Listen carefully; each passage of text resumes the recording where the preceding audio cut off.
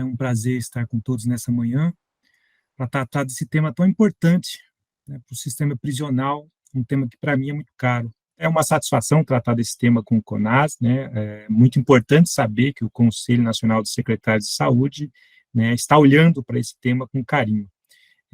Cumprimento a todos aí na pessoa do doutor Jurandir Frutuoso, o secretário executivo. É uma satisfação falar ao senhor e aos demais colegas aí.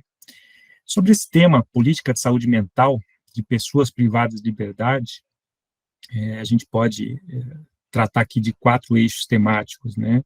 Quais são os dados que o Poder Judiciário utiliza para diagnóstico da questão, quais os fundamentos, né, da elaboração da resolução 487 do CNJ, e também qual a avaliação do sistema de justiça, né, sobre o Programa Nacional de Saúde e do SUS também sobre isso, e por fim, né, vou pontuar aqui alguns desafios a serem superados que, na minha ótica, volto a dizer, na minha ótica, não é na ótica nem do Tribunal de Justiça, nem na ótica do CNJ, porque quem fala por esses 2 órgãos são os seus presidentes, né? Eu sou apenas um juiz auxiliar que trabalhou nesses 2 órgãos, então tenho aqui alguma experiência a passar sobre esses temas, né?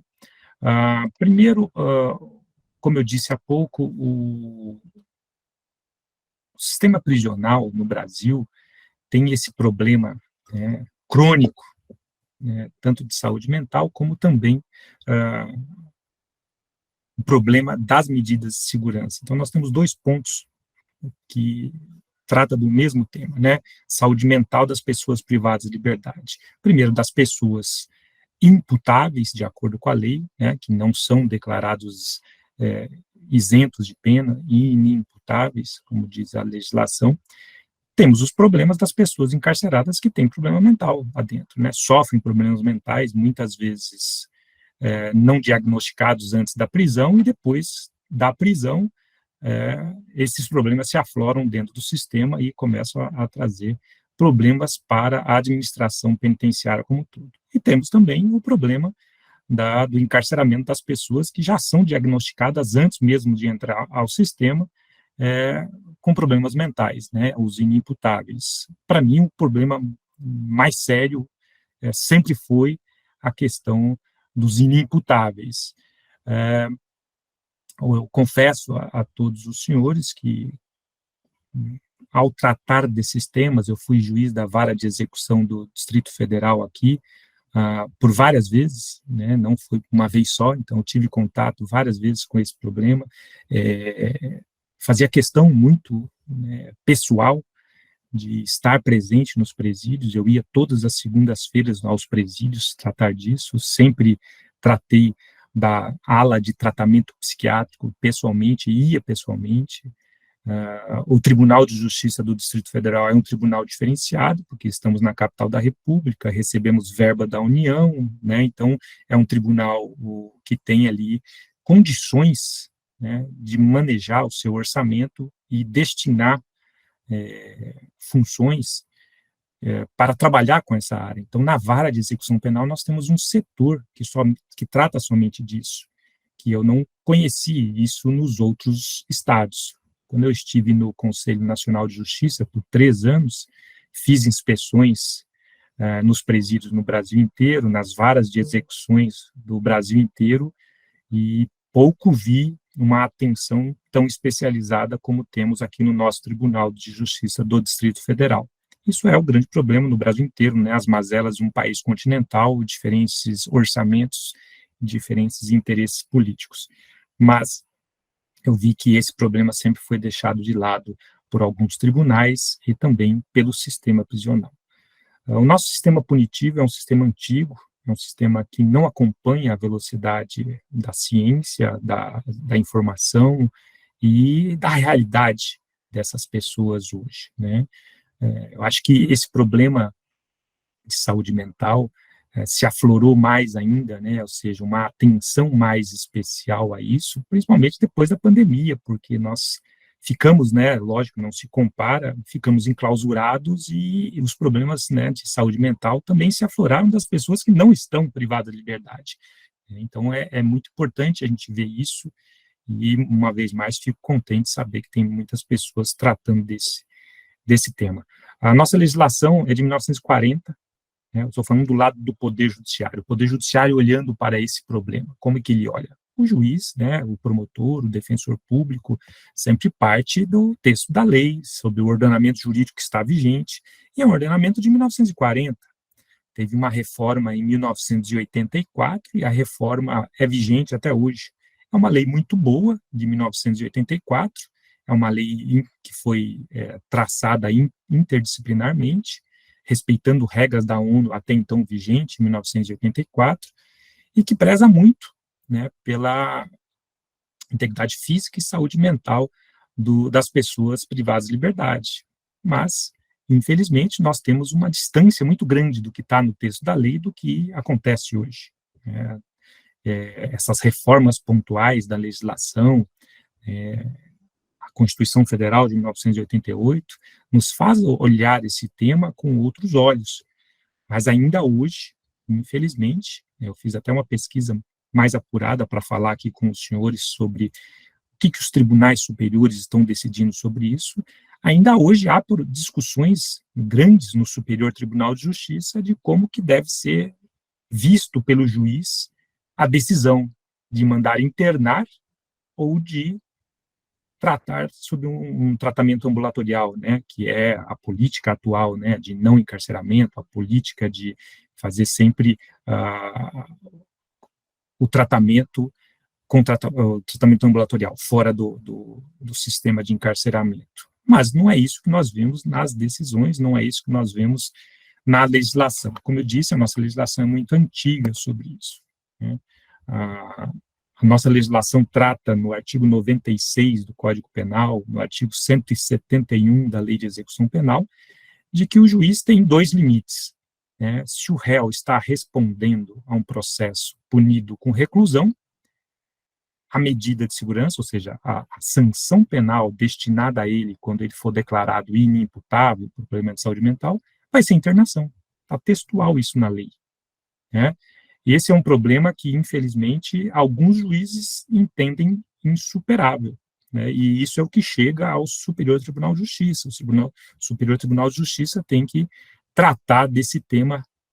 E tem uma decisão recente do Superior Tribunal de Justiça, né, e que um ministro diz que o juiz tem que aplicar a internação, porque é o texto que está na lei.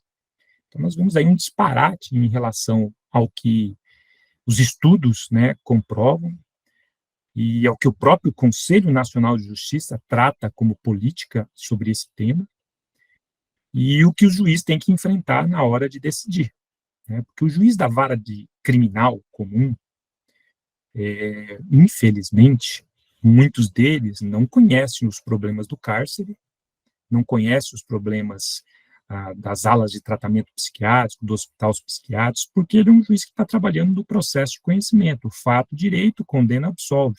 Uma coisa muito simples para o juiz criminal. Agora, quando o juiz está lá do outro lado, na vara de execução penal, ele vê todos esses problemas, né, do cárcere, e às vezes não há essa linha entre esses dois juízes. E o juiz da vara de conhecimento está lidando com esse problema que eu acabei de dizer sobre o texto da lei, dizendo que vai ter que internar se a pessoa responder a um delito que a lei em abstrato prevê a pena de reclusão, então ele vai ter que internar. Então é um problema, o primeiro problema que eu posso pontuar aqui aos senhores sobre esse descompasso entre a política do CNJ, a política nacional de tratamento, né, sobre o problema de saúde mental. Nós temos ali a política desde 2001, né, que ainda há disparates, está discussões enormes entre até os próprios profissionais de saúde, mas quando chega ao Poder Judiciário, o Poder Judiciário também tem essas grandes discussões, né. Nós tivemos um colóquio já antigo, né, o saudoso professor Damásio de Jesus, né, que eu tive um grande prazer de ser aluno. Em 1995, ele trouxe ao Brasil alguns resultados, né, do colóquio internacional de Tóquio sobre justamente os problemas do cárcere. Então, nós estamos falando de 1995, né, e que lá já se falava o seguinte: olha, devemos, a todo custo, evitar o encarceramento, porque o encarceramento não é uma política para resolver os problemas, né, da criminalidade, tampouco os problemas das pessoas que têm, né, um problema de saúde mental. E desde 95 nós tivemos pouquíssimas alterações legislativas sobre isso, mas estamos vendo, né, até por força de conhecer o problema em espécie, o Conselho Nacional de Justiça, duas ações legislativas, se assim pode-se dizer, né, as recomendações e resoluções do CNJ, para tentar melhorar o problema, né. Mas esse problema não é um problema novo, não é um problema que estamos vendo hoje, né. Nos últimos 40 anos, quando você volta o olho para trás, você vê que já tivemos aí 4 comissões parlamentares de inquérito tratando sobre esse tema, né, do problema do cárcere, da superlotação, do problema da saúde mental, tudo isso, né, e de cada uma dessas investigações, a primeira foi em 1976 e a última agora foi em 2015. E todas as investigações dessa CPI, né, constatam um problema que é crônico e que basta qualquer um de nós ir a um presídio, a um hospital de aspas, né, manicômio, como se dizia na legislação antiga, ou nas alas de tratamento psiquiátrico, que você vai encontrar. Ou seja, uma constatação dessas CPIs, que é uma realidade crônica e é o óbvio para quem se volta o olhar para isso. Basta olhar, é muito simples, né, infelizmente. Problemas de superlotação nos presídios, não atenção aos direitos básicos fundamentais. Um professor, saudoso professor Mirabete, né, Júlio Fabrini Mirabete, também, né, tive a honra de ser aluno dele, em São Paulo, e ele falava o seguinte: olha, há um descompasso de muitos, principalmente da população, né, leiga em relação ao direito, de que a pessoa presa perde seus direitos. Não, a pessoa presa não perde direito algum, né, ela, no máximo, tem ali suspenso, porque não é eterno, suspenso o seu direito de ir e vir até cumprir a sua pena, né? Então, ele tem todos os direitos garantidos na Constituição Federal, que não afetados pela sentença. A sentença afeta a liberdade dele por um certo prazo. A sentença afeta ali a liberdade dele em caso de internação até que ele seja desinternado, né? O Supremo Tribunal Federal já decidiu várias vezes nisso, que a internação não pode ser eterna, né, tem que ser resolvida. Então, esses problemas, né, do cárcere são violações, sem dúvida alguma, né, aos direitos fundamentais, aos tratados internacionais, tanto é que o Supremo Tribunal Federal foi acionado em relação a isso, e o Supremo declarou, né, uma doutrina, inclusive, estrangeira, não uma doutrina brasileira, mas o Supremo incorporou essa doutrina, que é a doutrina do estado inconstitucional das coisas. O que ele disse, o Supremo Tribunal Federal? Que nós vivemos, no sistema prisional brasileiro, numa inconstitucionalidade flagrante. Ou seja, todos os dias o que se faz dentro dos presídios é uma violação do direito constitucional das pessoas privadas de liberdade, é uma violação dos tratados internacionais. Então, o Supremo declarou essa inconstitucionalidade e determinou algumas ações, né, principalmente o mais crônico também, que infelizmente a política pública, que eu falei já dos cargos políticos, né, que detêm o poder de orçamento,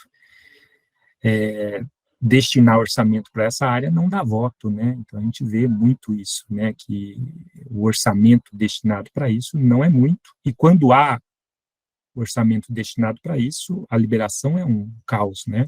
Eu estive trabalhando no Conselho Nacional de Política Criminal algumas vezes, né? Tem um presidente lá também trabalhou comigo no Conselho Nacional de Justiça, e a gente vê que 50, 40% só da verba destinada é liberada, o resto não é liberado de tanta burocracia que se exige aos estados para obter a verba do Conselho, né, Nacional de Políticas Criminais. Então, é um problema crônico de todos os lados, da política comum, da política dos tribunais, da realidade.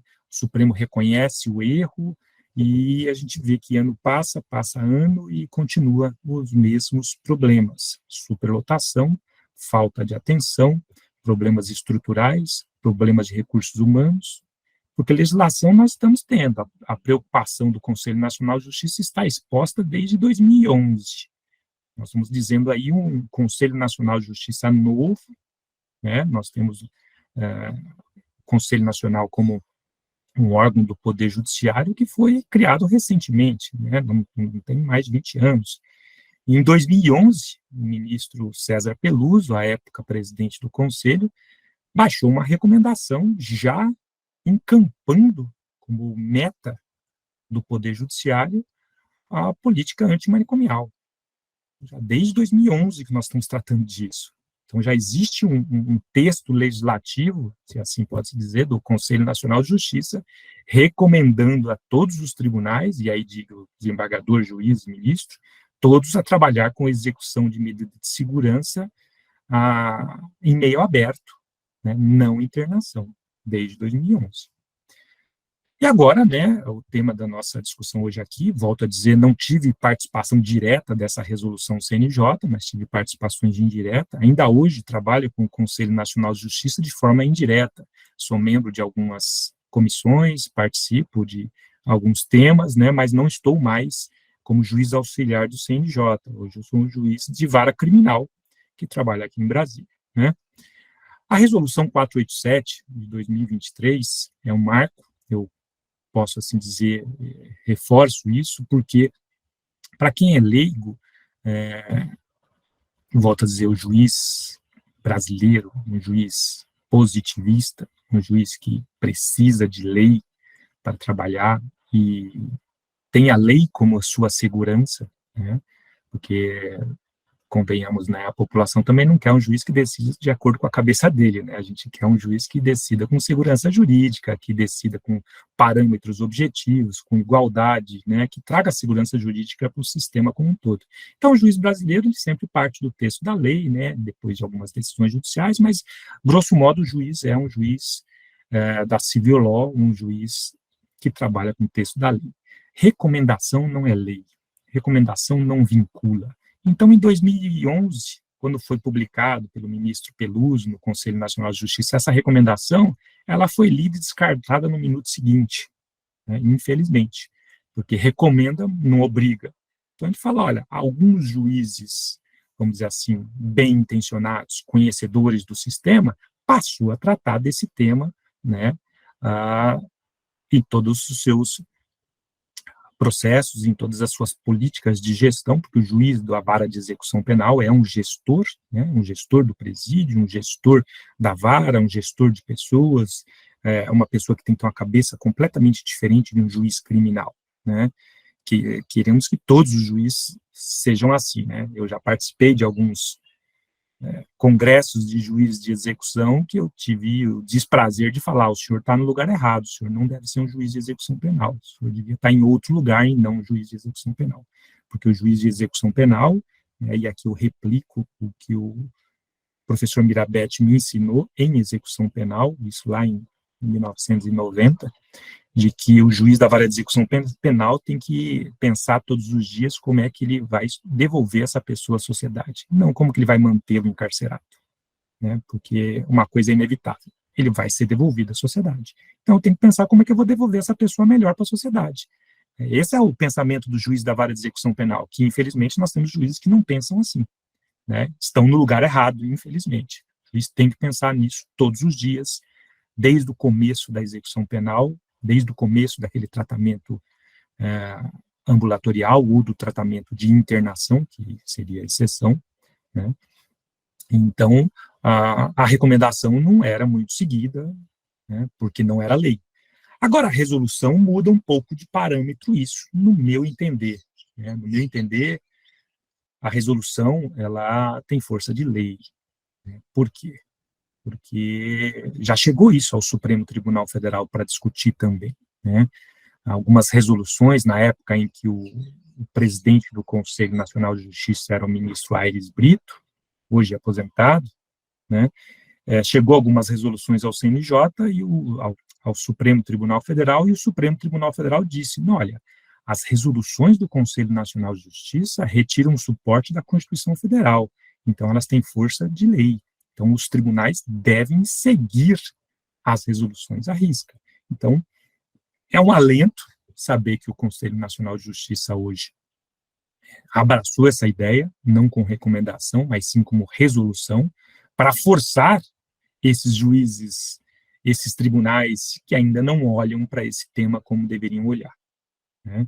Então, a resolução 487 de 2023, ao instituir a política antimanicomial do Poder Judiciário e assegurar os direitos da população privada de liberdade, né, das pessoas que estão no cárcere, é um divisor de águas, no meu entender, sobre tudo que vem sendo feito, né, desde as CPIs de 76 até hoje, né? Então, nós podemos ter mudanças, vamos dizer assim, mais observáveis no tempo de não internação, no tempo de trabalhar com medidas de tratamento em sistema aberto, né? Eu acho que é um divisor de águas que podemos ter, sim, né?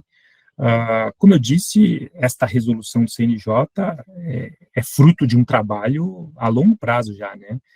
Quando a recomendação de 2011 do Conselho Nacional de Justiça foi publicada, isso já era fruto de um trabalho anterior também, né? O Departamento de Monitoração e Fiscalização do Sistema Prisional do Conselho Nacional de Justiça trabalha todo dia com isso. Então, tem muitos elementos, né? Tem muitos dados sobre isso através das inspeções. A primeira inspeção que eu participei no Conselho Nacional de Justiça foi em 2010. Então, em 2010, eu fui a presídios do Brasil inteiro fazer multirão carcerário, verificar as violações. Foi a primeira vez que a gente começou a tratar de problemas do cárcere e violações dos direitos fundamentais, 2010. E de 2010 para cá, né, já temos aí longo prazo, o Conselho Nacional de Justiça, através desse departamento, vem trabalhando diuturnamente com isso, e então, a partir das inspeções, dos dados concretos, das violações, da decisão do Supremo Tribunal Federal da violação massiva de direitos fundamentais, o reconhecimento do estado constitucional de coisas, né, o reconhecimento também internacional, né, da Corte Interamericana de Direitos, de que em relação ao Estado brasileiro está havendo essa violação massiva, né, a Assembleia Geral das Nações Unidas também dizendo, né, na Resolução 32 de 2018, que nós devemos, né, como Poder Judiciário, como um dos 3 poderes, promover e proteger todos os direitos humanos e liberdades e saúde mental, né, tudo isso veio, né, através, inclusive, de um relatório do Alto Comissariado das Nações Unidas, a recomendação para que os tribunais tratassem mais uma vez do tema. E aí veio essa resolução que, como eu volto a dizer, é um divisor de águas, porque agora o juiz vai ter que decidir afastando a resolução, porque antes ele podia ignorar a recomendação. Ele falou, siga o texto da lei, a lei diz que quem é processado por um crime punido com reclusão vai ser internado. Determina a internação no sistema prisional, no hospital psiquiátrico ou outro, né, ou numa ala, como nós temos aqui no tribunal, no TJDF. Então, havia essa facilidade para o juiz, né, de não enfrentar o assunto. Aplica o texto da lei e pronto. Hoje ele não vai ter mais essa facilidade, né? Hoje ele vai ter que dizer por que não está aplicando a resolução. Por que ele não fez uma análise, como diz a própria resolução, que a análise deve ser feita com base nos estudos técnicos, né, que diz qual é a medida recomendada. Porque antes vinha um laudo, né, um laudo de, aspas, insanidade mental, né, que é o laudo que diz a legislação processual penal, e dizia lá, recomendo, né, um tratamento ambulatorial, porque ele não oferece risco à sociedade. Então, ele pode responder, entre aspas, por esse ilícito penal, em meio aberto, desde que faça o tratamento ambulatorial. Aí o juiz ignorava esse tema e disse, o laudo diz que ele é inimputável, ele foi processado por um crime vamos dar um exemplo mais fácil, furto, né, que é um crime corriqueiro, e não é cometido com violência à pessoa, é um crime que, se fosse imputável, ele ficaria solto e responderia por uma pena alternativa. Agora, como ele é inimputável, o juiz vai seguir a lei, dizendo que ele vai responder a um processo de crime punido com reclusão e que a sentença, obrigatoriamente, é uma internação. Ou seja, antes mesmo da resolução 487, já era um descompasso. Então, era melhor ele falar, não, eu sou imputável, entendi tudo direitinho, eu quero responder como criminoso comum qualquer. Aí ele ia para meio aberto, ele ia para casa, responder uma pena alternativa. Aí vem o laudo e diz que ele é inimputável, não, então agora você tem que ficar preso. Era um descompasso, né? Ainda é, infelizmente. Então, com essa resolução 487, hoje o juiz, né, como se diz modernamente, que é inclusive objeto da minha tese de doutorado, o juiz agora tem um ônus argumentativo sobre a sua cabeça. Ele vai ter que decidir argumentando por que afastou a resolução. Ele não vai poder mais seguir dizendo, é internação, ponto. Ele vai ter que dizer por que é internação, por que ele afasta a resolução e por que não seguiu o laudo dizendo que ele não é perigoso, que ele podia fazer tratamento ambulatorial. Ele vai ter que dizer tudo isso, o juiz na sentença. E se ele não disser isso, aí surge o papel dos outros, né, atores da justiça, o promotor de justiça e o defensor público. O promotor de justiça, né, isso desde a Constituição Federal de 88, ele não é um promotor de acusação, não é um promotor que quer punir, né, de acordo com a regra do sistema processual hoje, o promotor de justiça ele tem que zelar pela aplicação da lei, pela aplicação das resoluções, pela aplicação dos precedentes. Então, ele não deve fazer lá a vontade de querer punir, prender. Pelo contrário, um promotor de justiça, né, aplicar ali a regra do direito, de acordo com o caso concreto, com um resultado que melhor atenda os anseios da sociedade e daquela pessoa que está sendo processada. E se for uma pessoa com problema de saúde mental, troca-se o viés, não uma sanção penal para punir e retribuir, e sim uma sanção penal de medida de segurança que melhor cuide deste problema de saúde mental, que vai ser um tratamento ambulatorial como regra, de acordo com a resolução, e a exceção, uma internação. Então, a gente está virando, ela fala que é um divisor de águas. Pela lei vigente, a regra é a internação dos crimes com reclusão. Pela resolução, vira regra. A regra é tratamento ambulatorial. A regra é a não internação. Então, isso é um divisor de águas da resolução. E volto a dizer, a resolução com força de lei, com fundamento na Constituição Federal, em que o juiz vai ter um ônus argumentativo para afastar essa resolução. Se ele não fizer isso, a decisão é não fundamentada. E se ele fizer isso, aí cabe ao Ministério Público e à Defensoria Pública recorrer disso até as instâncias que é possível para afastar essa internação indevida, né? Os pontos importantes da resolução, ainda tratando dela, né? A adoção, está no artigo 3º, né, a adoção de uma política antimanicomial, e o inciso 6º reforça isso que eu estou dizendo para vocês aqui, de que o juiz vai ter um ônus argumentativo mais difícil para trabalhar, né, óbvio, difícil para aqueles que querem internar, né, fácil para aqueles que já tinham em sua mente desde 2011 que a política é antimanicomial, que a política não é de internação. Agora, se for aquele juiz que quer internar, que quer prender, que está no lugar errado, como eu disse para vocês, ele vai ter que superar o artigo 3º, inciso 6º, né, que é o interesse exclusivo no tratamento em benefício à saúde. Como você disse que uma internação tem esse interesse, sendo que a internação, no próprio inciso 6º, diz, né, que a internação, ela, na prática, a gente vê isso, ela não privilegia a inclusão social, e sim, ao contrário, a exclusão. A internação, ela destrói os laços familiares e com a comunidade. A internação afasta a pessoa da sociedade. Então, a resolução vem trazer, né, como regra, né, que o juiz deve considerar que a internação deve ser exceção, porque mantendo-se a pessoa nos laços da comunidade, mantendo a pessoa junto com seus familiares, fazendo o tratamento ambulatorial, que é uma coisa que eu fazia muito quando eu estava na vara de execução, é chamar a família, né, para ser tratada junto, né? Eu até costumava dizer, olha, o problema é de um ente de família, mas a família toda tem que ser tratada, porque aqui dentro do presídio, dentro da ala de tratamento psiquiátrico, se nós tivermos ali um mínimo possível dentro do sistema penitenciário, ele vai ter o psicólogo, ele vai ter o psiquiatra, ele vai tomar os remédios na hora certa, ele vai fazer tudo bonitinho.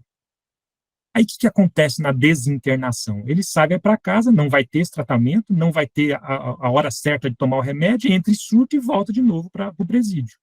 Então, o que eu fazia na desinternação condicional é chamava toda a família, colocava todo mundo junto lá, sentava todo mundo junto e explicava qual era a razão da desinternação e por que que era necessário que a família estava junto. Ó, aqui no presídio ele toma remédio de manhã, tarde e noite. Aqui no presídio, na hora do almoço, ele almoça, depois disso ele vai para um acompanhamento psicológico.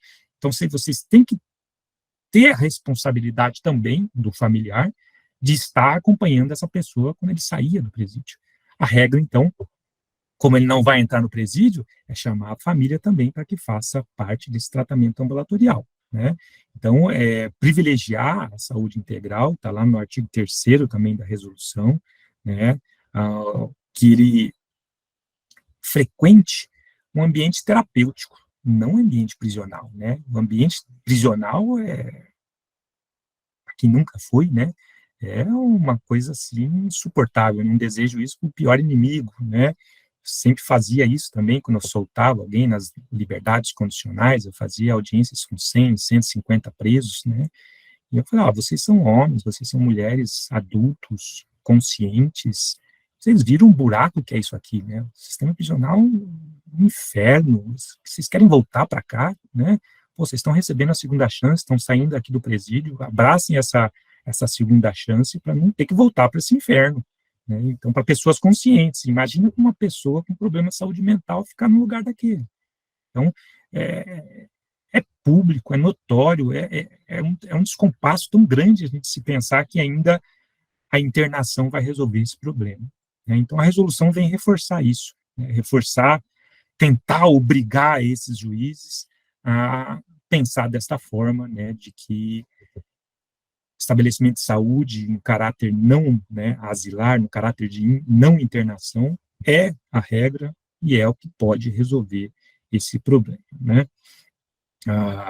O artigo 15 da resolução, né, já vai trazer aquilo que eu já antecipei aqui, né, que só vai haver internação realmente quando o estudo técnico, né, indicar, quando realmente não for possível, de todas as formas, o tratamento não de internação, né? Então, a resolução vem reforçar uma política já implantada pelo Conselho Nacional de Justiça desde 2011, só que agora para fazer esse divisor de águas, obrigar os juízes.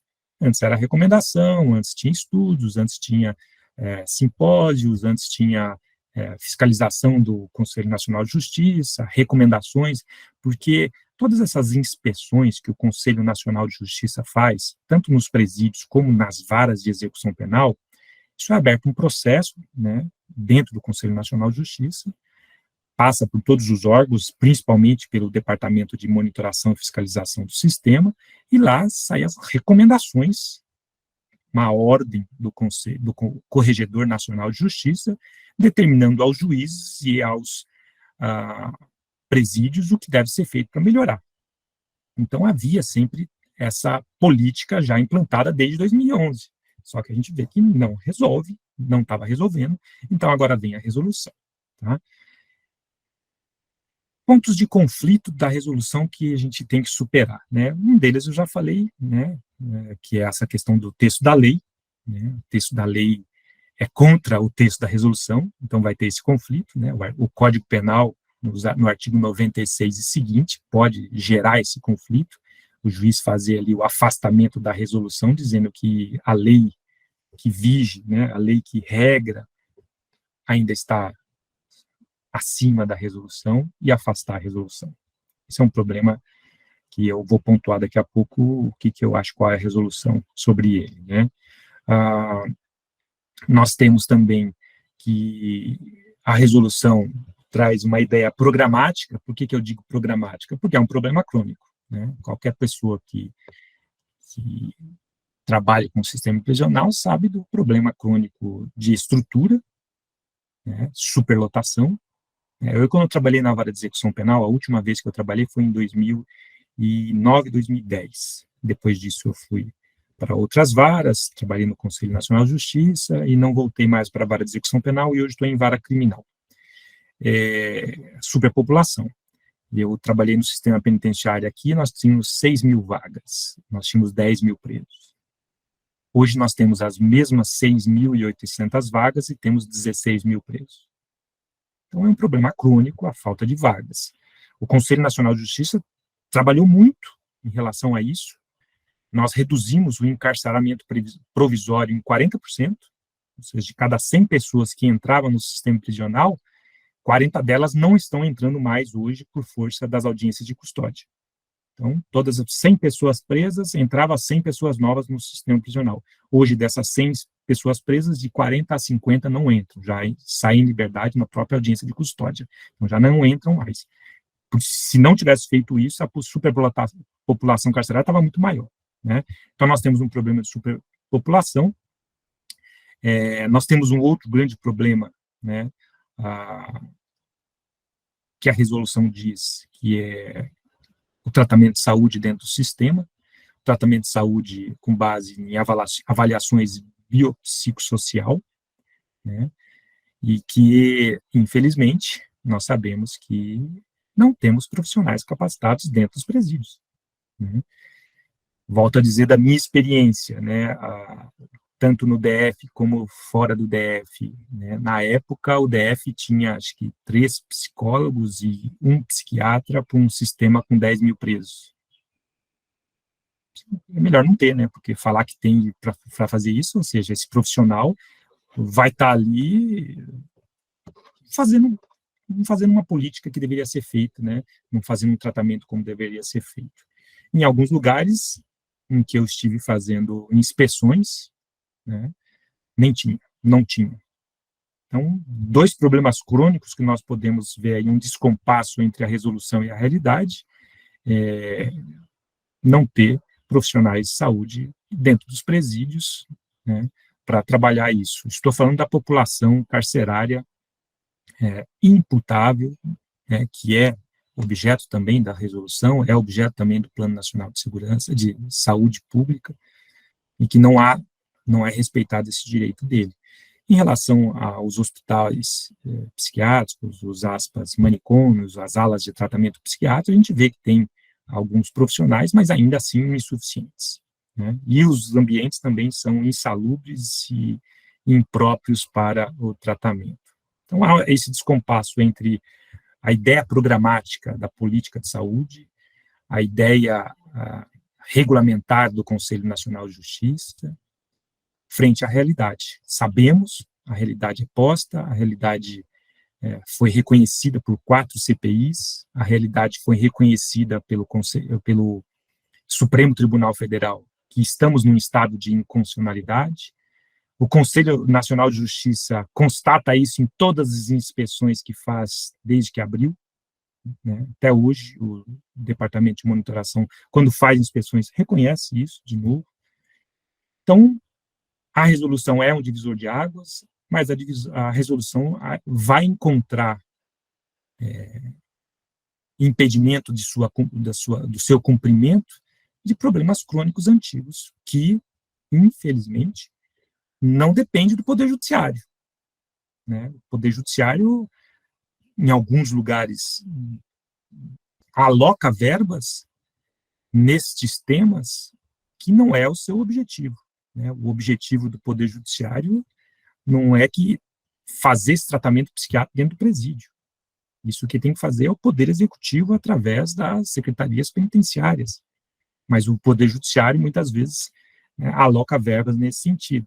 Né? O Poder Tribunal de Justiça aqui do Distrito Federal aloca verbas nesse sentido, que nós temos psicólogos, psiquiatras, nós temos assistentes sociais tratando desse problema como se fosse um problema do Poder Judiciário. É um problema de como um todo, mas deveria ser do Poder Executivo em alocar orçamento, alocar recursos humanos e recursos materiais para isso. Só que nós estamos vendo que não acontece isso desde a CPI de 75. Né? Então, nós temos esses impeditivos, né, com a resolução e o cumprimento desta resolução. E temos também, né, e eu vou trazer aqui um pouco mais para a literatura, na própria academia, né, no próprio os bancos de universidade de direito, né, os alunos não estão sendo formados a pensar dessa forma, né. Eu sou professor de direito penal, sou professor de execução penal na graduação, na pós-graduação e no mestrado, tenho disciplina sobre política criminal, e a gente vê que os alunos chegam ao mestrado com uma bagagem acadêmica do curso de direito, desconhecendo esse problema. Então, estamos falando de pessoas formadas que advogam, que são profissionais do direito, que desconhecem essa realidade do sistema prisional de saúde mental, né, das pessoas privadas de liberdade. E aí eu vou citar aqui, não vou falar o nome do aspas, doutrinador de direito penal, que é festejado pelos profissionais do direito, uma obra dele de 2022, estou falando uma obra do ano passado, né? Ou seja, a obra mais recente dele, porque em 2023 ele não publicou nada ainda, e ele diz lá o seguinte: a medida de segurança detentiva, internação, é a regra. Está na obra dele, de 2022. É esse livro que os nossos alunos de direito vão ler. Esse é o livro que ele vai se formar.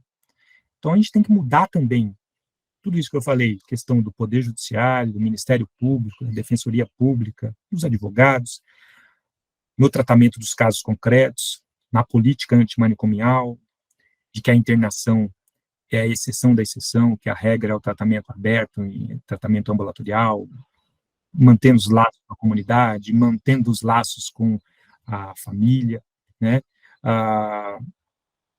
Mas esse doutrinador, que é festejado pelas universidades, continua no livro dele dizendo isso, né? A internação é regra. Então, é complexo isso por professor, né, de direito tentar levar esta ideia de política antimanicomial, essa ideia de que deve ser tratado esse tema não com um viés punitivo, não com um viés de sanção penal, mas sim como um viés de que, por ser um problema de saúde, assim deve ser tratado. E que a política é, desde 2001, desde 2011, desde a CPI 75 e agora com a resolução, de que a internação é exceção, né? Então, para falar final aqui, eu vi que levantaram algumas mãos, mas eu estou terminando, tá? Eu me propus a falar até às 10, faltam 3 minutos. Então, vamos terminar os meus 3 minutos aqui, que eu estou terminando aqui, né? Então, para a gente resolver de vez aí, eu acho que primeiro, os impasses do Poder Judiciário, mudar a legislação. Eu acho que já tardou mudar essa legislação, a gente podia ter feito isso já há muito tempo, desde ali da resolução da recomendação de 2011, desde as CPIs que constatam esse problema. Então, alterar o Código Penal e aí tirar essa justificativa errônea de alguns juízes de falar que a internação é regra, né? Enquanto não resolver isso, eu acredito que o Superior Tribunal de Justiça, que já tem algumas decisões conflitantes sobre isso lá, ele poderia fixar um precedente vinculante, né? O STJ fixando um precedente vinculante, obrigando os juízes a decidir na forma de obrigatoriedade do regime aberto, e que a internação tem que ser fundamentada nos estudos psicossociais, nos estudos técnicos que são apresentados, né? Então, mudar a legislação o mais importante, que no caso concreto. Primeiro, mudou a legislação, mas depois tem ali a realidade, né? A atuação em rede, como a gente sabe que é muito importante, né? Ministério Público, Defensoria Pública, Poder Judiciário, o Executivo através das secretarias penitenciárias, mas o mais importante é trazer, né, para dentro desta atuação em rede da Secretaria de Saúde, né? Eu vejo que em alguns lugares a Secretaria de Saúde designa uma pessoa para trabalhar no sistema, né, na Secretaria Penitenciária. Eu acho isso insuficiente. Eu acho que a secretaria tem que estar dentro também. A secretaria tem que estar lá atuando em pé de igualdade com a secretaria penitenciária. Não colocar uma pessoa para trabalhar lá na secretaria penitenciária, né? Então, ela tem que ser a Secretaria de Saúde como órgão do Poder Executivo atuando ali, né? Ah, sobre a Política Nacional de Saúde, a intervenção do SUS, acredito que nós sabemos de todas as deficiências fora do sistema, dentro do sistema a deficiência também é enorme, mas eu acredito que o financiamento, né, atacando problemas crônicos, né, que a gente já reconhece, é um ponto a ser, né, tratado, né, o financiamento dos problemas crônicos. A questão de problemas estruturais, eu acho que chovendo molhado, né, falar que isso precisa ser resolvido, mas tudo bem, financiamento para tratar desse tema, né, dos problemas estruturais, materiais. E é óbvio que o mais importante é a contratação de recursos humanos, né, de pessoas capacitadas para trabalhar com isso em um número suficiente, né, a gente vê muitos dados estatísticos, né, hoje os números mandam, né, sobre as políticas, é só verificar o número de população carcerária e o número de profissionais capacitados para trabalhar com essa população. Eu acho que é uma coisa muito simples e tem que tratar disso. É um problema crônico que deve ser feito, é contratação de recursos humanos, urgente para tratar disso, né? E fazendo isso, eu acho que a gente tem ali uma esperança de que a resolução seja cumprida, que um plano, né, de política de saúde integral aplicando o SUS dentro do sistema prisional, pode ali ser uma luz no fundo, no fim do túnel aí. Hoje eu sou bem sincero para vocês, nós estamos no escuro, né? Nós estamos, infelizmente, a esmagadora maioria no escuro. Temos algumas, vamos dizer assim, iniciativas de alguns tribunais, iniciativas de algumas secretarias louváveis, mas são iniciativas que ficam à mercê das políticas dos tribunais. A gestão é de 2 em 2 anos nos tribunais, às vezes à mercê de políticas dos governos, que são de 4 em 4 anos. Então, essas políticas pontuais, ideias interessantes, funcionam a curto prazo, né? Eu acho que a política tem que pensar a longo prazo, né, e que isso seja introduzido, né, como é uma política qualquer que se faz. A gente tem política de trânsito, a gente tem política de vacinação, e isso entra governo, sai governo e continua essas políticas. Agora, no sistema penitenciário, a gente não vê isso, né? A gente vê ideias pontuais interessantíssimas, eu já vi em alguns estados em que fiz inspeção, mas aí você volta lá e fala, não, o juiz foi removido para outra vara. Tá aí aquilo lá, acabou, não tem mais. Então, é triste ver essa realidade e triste também ver que nós, sabendo que temos capacidade de fazer isso, não é feito, né? Então é isso, eu agradeço o convite para poder falar sobre esse tema. Como vocês viram aí, eu não sou